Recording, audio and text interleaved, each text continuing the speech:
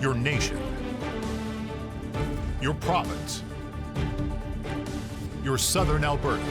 From the heart of Lethbridge, it's Bridge City News Weekend Edition with Jeanette Roche. Hello, thanks for joining us for a look back at Alberta this week. The 4 men accused of conspiracy to commit murder of RCMP members during the Coutts blockade were back in court Tuesday. Pre-trials already began for Chris Harbert, Chris Lysak, Anthony Oleanick, and Jerry Morin, who have all been in custody for roughly 530 days. Meanwhile, around a dozen people gathered on the steps of the courthouse to show their support for the defendants, whom they believe were set up by police. A couple we spoke with said they believe the accused are completely innocent. They say the men were simply protesting peacefully during the blockade back in February of last year. I've heard a lot of stories about the cops being corrupt, and they're victims of the tyranny. Well, they haven't even have a parking ticket or any past crimes that they've done. You know, normally you lead up to something, right? You just say, well, I'm going to go shoot somebody, right? You know, you're going to, and it's not there. So how do you come up with this? They're nice Doesn't make guys. any sense. And they're nice guys. They're just normal guys, and they're not murderers or even want to be murderers. Attempted to be. The couple says they will continue to support the men and will be there until the end of the trials. The rankings are out for the Crime Severity Index, and the city of Lethbridge now sits at number 3, an increase from our number 1 ranking 2 years ago. According to the index, we've seen a 16% decrease in crime since 2021. Officials with the city and Lethbridge Police say the downward trend is encouraging news for our community and something to celebrate. We're doing a lot of stuff from the intel-led policing, different enforcement efforts to help drive crime down. But the number one reason that crime will go down, and I'm hoping it's going to continue that trend, is our citizens' engagement in reducing the opportunity crime for the criminals, so they can't do it as freely. So as we work with our community, who are our number 1 partners in this battle to reduce crime. Lots of work to do, absolutely a lot of work to do, but I'll share what the chief said, that Lethbridge is a safe community, and it's proven with the different stats. We'd heard a couple of weeks ago another report that was done that it's one of the safest communities in Canada. And again, is there more that we can do? Absolutely. We need to celebrate those wins. When we have something that comes in and states that we're the safest community in Canada, we need to be proud of that. And again, I'm just a broken record, but there's so much more we can do, but let's celebrate those wins for sure. Police Chief Shaheen Medizadeh says most of the crime they are seeing right now are crimes of opportunity. Lethbridge City Council has amended a bylaw that focuses on development and zoning of land by the shelter. The executive director of the Lethbridge Soup Kitchen says he's cautiously optimistic that it will help improve the issue surrounding the homeless population in our city. Bill Ginther says he does have some concerns, however, about the amended bylaw. It serves to effectively lump all services into one area, which I don't like, only because what we're doing is we're segregating a certain part of the population and then say you must live here, and that to me is not inclusive. What it becomes is, like in my words, a ghetto, where you push all services for homeless people into one area, and this is where you belong. Like there's no other place we want to have you, because if we try that, then somebody will be opposed. Council amended the bylaw at the July 11th meeting. It does not require permits for facilities in the area to be redeveloped to better help serve our homeless population. The city of Lethbridge has received a large amount of federal funding to help combat gun and gang violence in our city. A one-year deal worth close to $666,000 will be allocated to help address early intervention for youth in Lethbridge. Andrew Malcolm, the General Manager of Community Social Service Development with the city, explained how this funding could be used to help hire a clinical social worker or a psychiatric nurse, with the option of extending the deal to 3 years. One of the aspects of the future year work is to look at sustainable funding. So we recognize that this grant and anything proposed as an intervention method or prevention method is likely to have ongoing costs. Part of what we've already been talking about in terms of our consultant expertise that we'd be looking at is experience with understanding what funding sources are out there so that anything proposed as an initiative through this has some sustainable funding attached to it. When we come back, a Calgary medical clinic is under investigation for charging its patients. Keep it right here.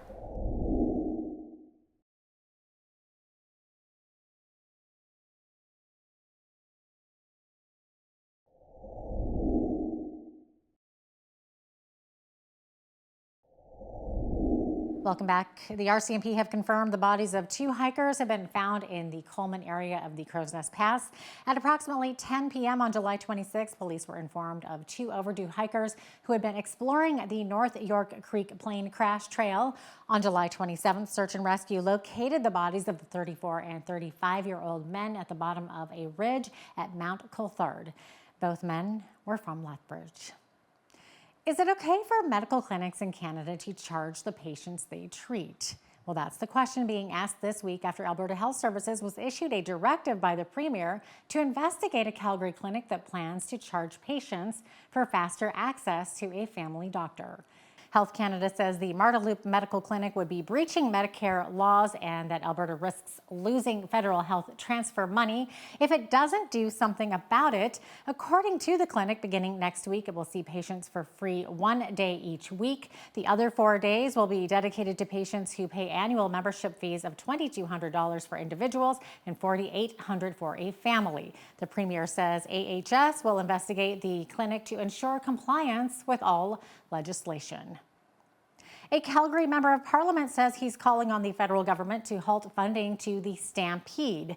Liberal MP George Chahal says the Stampede has lost people's trust after a partial settlement was reached this week in a class action lawsuit alleging that it allowed a staffer to sexually abuse young boys. Philip Harima was sentenced in 2018 to 10 years in prison for luring 6 boys into sexual relationships when he worked for the Stampede's Young Canadians School of Performing Arts.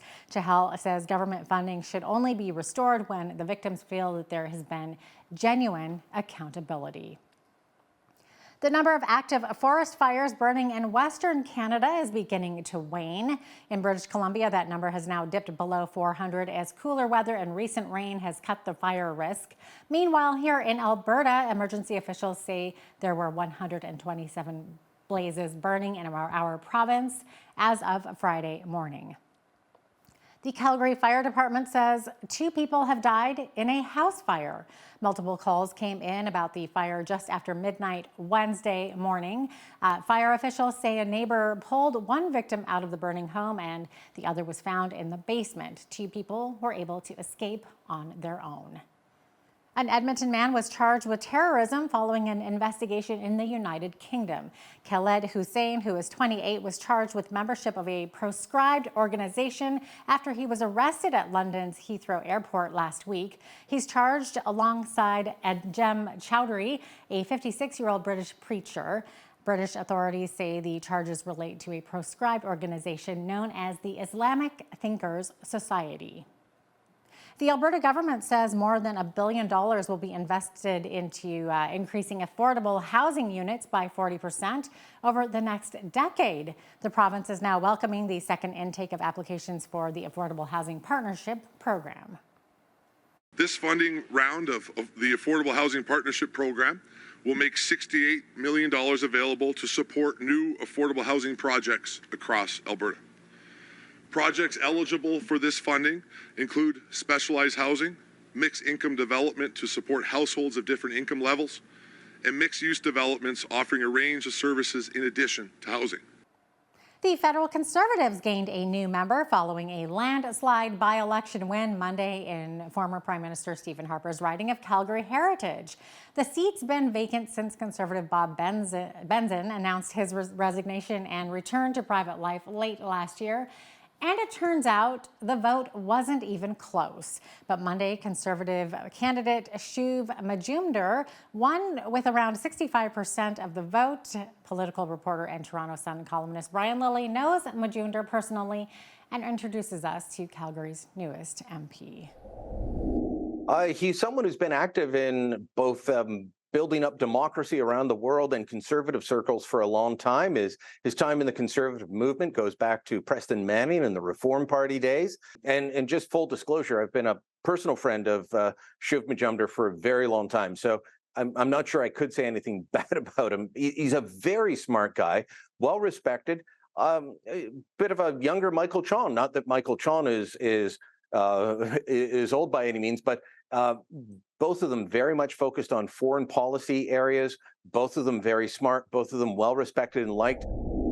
Coming up after the break, we have part of Naveen Day's conversation with Drew Barnes about the political paths in Alberta and what his thoughts are on the next steps for the province. Keep it right here.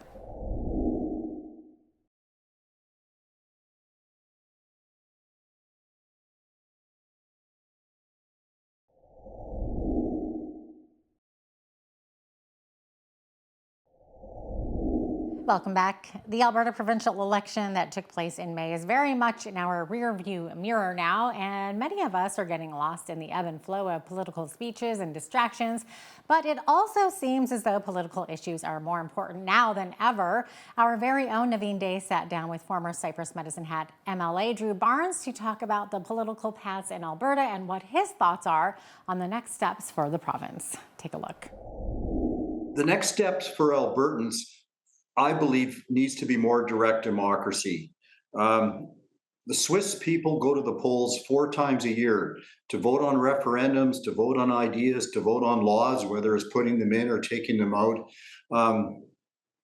In my 11 years as MLA for Cypress Medicine Hat, and I was so grateful to be one of the 87 paid to speak on behalf of Albertans, I've consistently heard how Albertans weren't happy with how fast the government was doing things or what they weren't doing or what they should be doing. We need more Albertans to step up and get involved. So much of the system is big and immovable, and it's hard. Effectiveness is not going to be easy, but that's what Albertans are telling me they'd still like to see. Now, one of the issues you've been passionate about is property rights for landowners. Can you talk about how property rights have changed or even possibly eroded over recent years here in our province? Oh, it's so disappointing. In 2012, one of the main reasons I got involved with the Wild Rose to be involved in provincial politics is because the Progressive Conservative Party at that time had a huge attack, a draconian attack on personal property rights. They actually put in Bill 36, 19, 24, and 50, where they could strip a title without access to courts and without access to compensation. And those bills have been barely modified in 11 years, in spite of the fact we're now in our second successive Conservative government. My last private member's bill was to change that and restore property rights for individuals and families, but it died on the order paper under the last Kenny and Smith government. So shows me the government really doesn't have any desire to make it happen. And why it's essential, Naveen, is how you create wealth and build prosperity is through following the rule of law and property rights. So now you're neither part of the UCP or the NDP, but based on what you've been seeing and hearing, what is your advice to the NDP and the UCP? Well, let's start with Premier Smith and the UCP. Number one, we need a government that spends less so they can tax less. This carbon tax, I mean, the fact that we pay so much carbon tax through our tier one carbon tax, like our fertilizer makers, our potato plants, they pay tons of carbon tax, and then the provincial government just recirculates it into renewables. My goodness, look at how expensive our utility bills have become. Let's truly and legitimately end the carbon tax, and let's make sure that the cost of utilities becomes affordable. Secondly, competition in business. The relationship is too cozy between big business and government. I tried to change some of the lobbying rules about a year ago, so making it so lobbying had to be more transparent, a little more rules around who could lobby and who couldn't. Absolutely. We need to make it so there's less people up there asking for your hard-earned tax dollar. Thirdly, the fair deal. I'm getting a little tired when I see all the premiers get together and yell at the prime minister for more money, and as soon as he gives them a bit more, they all be quiet. It is time to legitimately tell Ottawa we demand a fair deal. And Naveen, the best way I think to do that is we tell Ottawa 3 years from now we're going to have an independence referendum. Ottawa, you've got 3 years to give us a fair deal, and we'll let Albertans decide if the deal is fair or not. And also speak the truth and speak it in a truthful way. As an example, this net zero discussion that the Premier and the Prime Minister are having right now is so wrong. The UCP government's making it look like they're talking like they're against the net zero, but in reality, when you dig into it, Trudeau and the federal Liberals are saying net zero by 2035. The UCP is saying net zero by 2050. Either one will cost the people of Alberta 200,000 jobs, billions of dollars of value and prosperity and net worth. Let's call net zero what it is. It is a way to make us all poor without truly helping raise the standard of living for all people in the world. Stay tuned as we uncover Bill C-47's potential impact on alternative healthcare and the well-beings of Canadians. That's all coming up right after the break.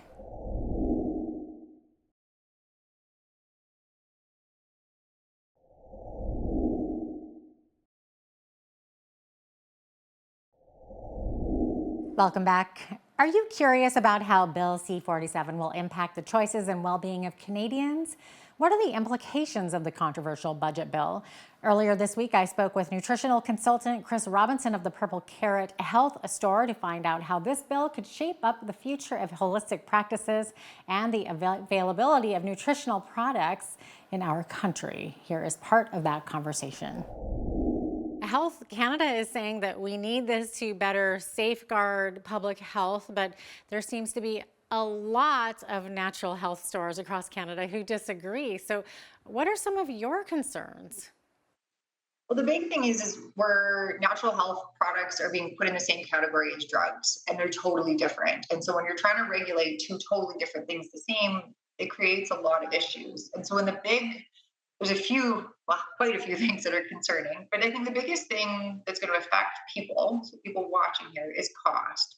So there's a whole bunch of new fees that are coming in, and that's going to affect the companies and their ability to continue to create products. But then, so for those companies who don't close, who can afford to make all these changes, for those ones that do stay in business, there has to be some cost recovery for them. So it's cost recovery for the government, we pass on to cost recovery for the companies, which then moves on to us and then the consumers. And so costs are going to go up. We're going to have less product availability.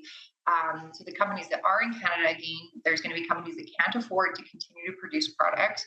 There's going to be less products coming in, so less innovation, which we want. And then there's restrictions on what I can say as a nutritional consultant or working in a health food store. And we already have a lot of regulations in Canada. There's a lot of things I can say, for instance, we cannot say this will cure that. That is illegal. We're not allowed to do that. So we already have a lot of restrictions, and they're going to be putting in even more. How likely would you say that prices will go up for consumers, and by how much would they go up, do you think?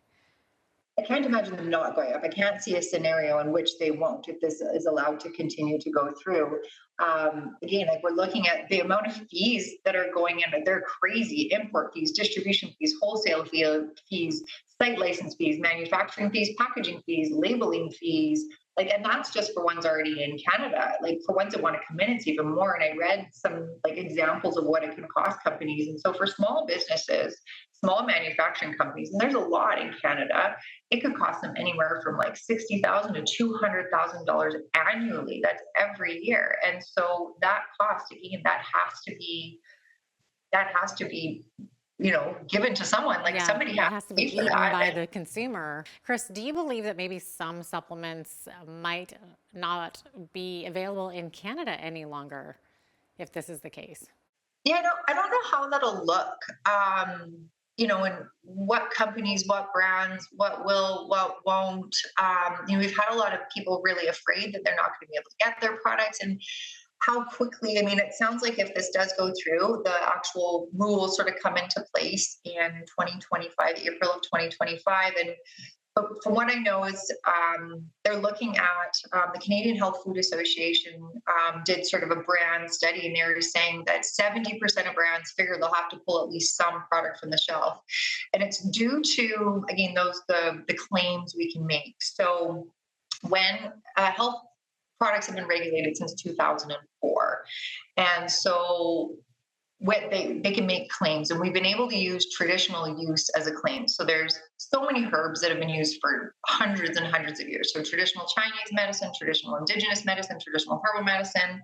So you can use a claim like parsley has traditionally been used as a diuretic. But now what they're saying is you can't make that claim, or you have to have double-blind placebo studies or follow, again, the same parameters of pharmaceutical medications need to follow to have that product on the market. There's new labels that have to be made. So again, if you can't afford to, that product's gone.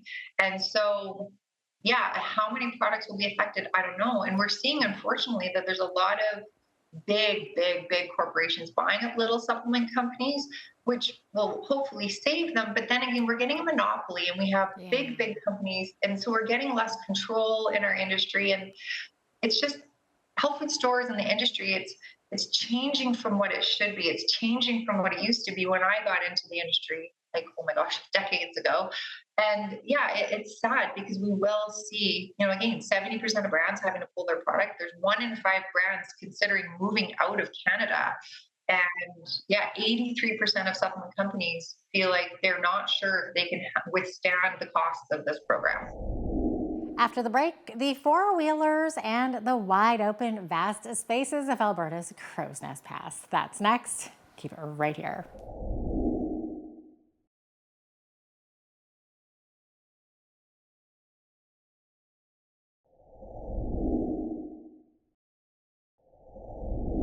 Welcome back. With summer upon us, many people love heading into the backcountry of the Crow's Nest Pass. It's a great place for outdoor recreation, including quadding. One group that enjoys what nature has to offer, all while being a steward of the lands, is the CNP Quad Squad. Recently, we chatted with the club's president, who tells us the group helps to save taxpayers money as they take care of grooming many of the trails. Have a look. The Quad Squad is a nonprofit organization that was formed roughly 25 years ago, incorporated 25 years ago. And our mission is really to promote safe and responsible riding in the Crow's Nest Pass on motorized vehicles.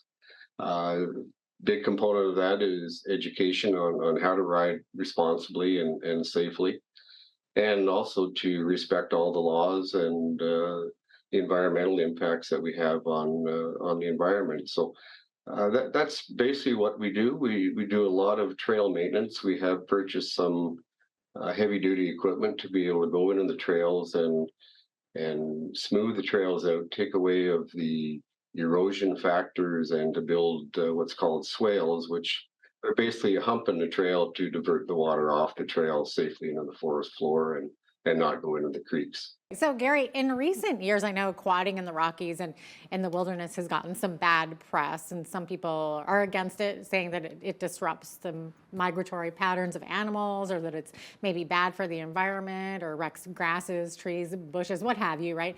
And at one point, I think it was even banned temporarily. So what would your response be to all of that? Well, that's one of the biggest challenges that we had. Certainly at one point, I think we had close to about 2,500 kilometers of trails.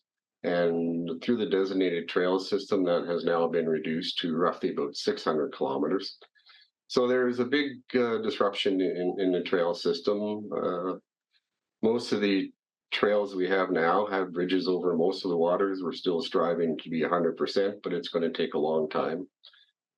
So that was one of our biggest challenges to overcome. Unfortunately, when you reduce the amount of trails and more people are going on the trails, so that's adding more traffic and possibly more damage. So that was one of the reasons that we made a decision to purchase some heavy duty equipment to go out and fix the trails. So we have a very aggressive season to doing that. It's saving the money or saving the government thousands of dollars a year because we do it from our own fundraising and stuff like that. So, for example, last year we estimated in kind, it'd save the government about $66,000. So it's considerable, and we love doing it. It's we have a great crew to work with, and everybody has fun.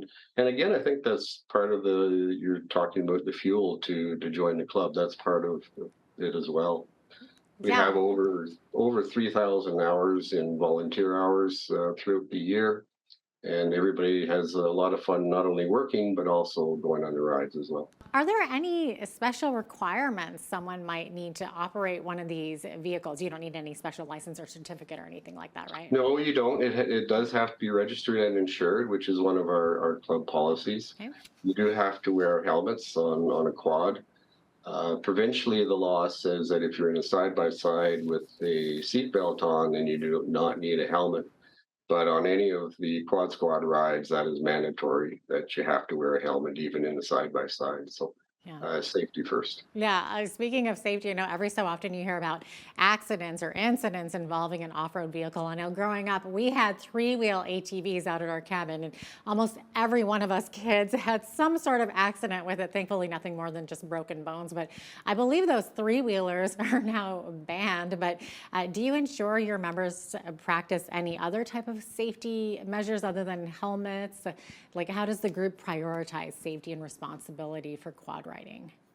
Well, again, with the helmet use, and you're right, three-wheelers have been banned, and there was a reason for it, and I rode them and know why they're banned. But they mostly when we go in a group, then we have a meeting beforehand. We have to be very conscious that we're in a wildlife corridor. The bears are out.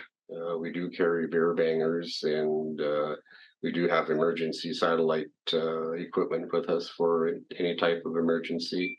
We also carry radios that we can communicate back and forth between ourselves, and then also, if required, we can also reach the search and rescue channels and the other government channels. So, after the break, is Southern Alberta becoming Hollywood of the North? We speak with a university professor to find out more about the film career opportunities in Southern Alberta.